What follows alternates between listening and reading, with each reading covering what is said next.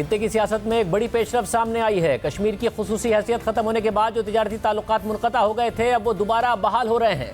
آج پاکستان کی اقتصادی رابطہ کمیٹی نے بھارت سے چینی اور کپاس درآمد کرنے کی اجازت دے دی ہے۔ پاکستان بھارت سے 5 لاکھ ٹن چینی درآمد کرے گا، جس کا آج باقاعدہ اعلان وزیر خزانہ حماد اظہر نے کیا۔ یہ ایک بڑی پیش رفت ہے۔ دونوں ممالک کے درمیان کشیدگی کم ہوتی دکھائی دے رہی ہے۔ اس سے پہلے وزیر خارجہ شاہ محمود قریشی تاجکستان میں ہارٹ آف ایشیا کانفرنس کے لیے 2 دن کے دورے پر تھے اور بھارتی وزیر خارجہ جے شنکر بھی وہاں موجود تھے۔ توقع تھی کہ دونوں وزراء خارجہ کی ملاقات ہوگی، لیکن ایسی کوئی پیش رفت سامنے نہیں آئی۔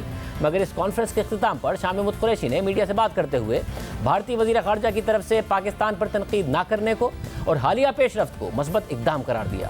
کیا دونوں ممالک کے تعلقات واقعی بہتری کی طرف جا رہے ہیں؟ بات کریں گے سینٹ میں قائمہ کمیٹی برائے خارجہ امور کے چیئرمین مشاہد حسین سید سے۔ مشاہد حسین صاحب بہت شکریہ۔ صاحب دونوں وزراء اعظم کے درمیان خطوط کا بھی تبادلہ ہوا، اچھے پیغامات کا تبادلہ ہوا، سیز فائر پر بھی عمل ہو رہا ہے۔ آپ کو لگتا ہے کہ اگست 2019 کے بعد جو معاملات خراب ہوئے تھے پاکستان کی کشمیر پر پوزیشن کو ریسپیکٹ کرتے ہوئے واپس آگے بڑھ سکتے ہیں ڈائیلاگ کی طرف؟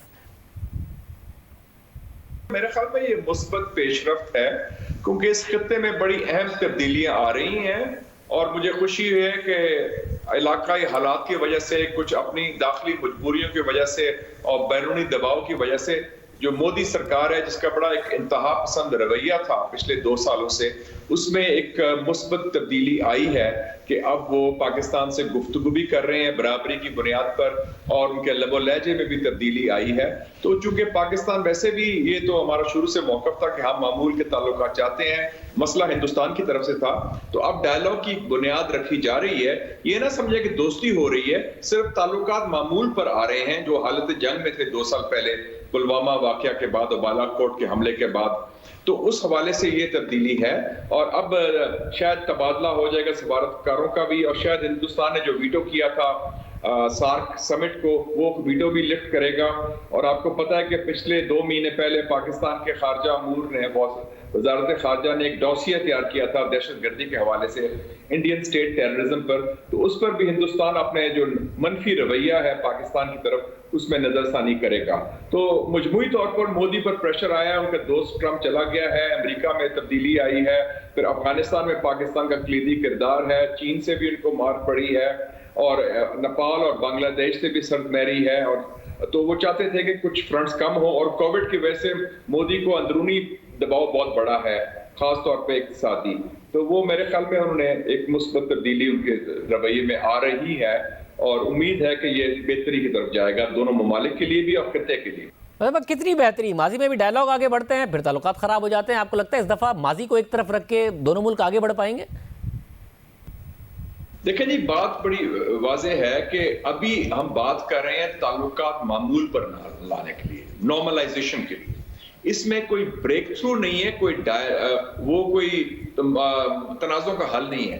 مسئلہ کشمیر پر اس میں کوئی ابھی تک نہیں، صرف یہ امید رکھ سکتے ہیں کہ جو کشمیری عوام پر ظلم ڈھائے جا رہے ہیں اس میں کچھ ریلیف ملے کشمیری عوام کو انسانی حقوق کے حوالے سے۔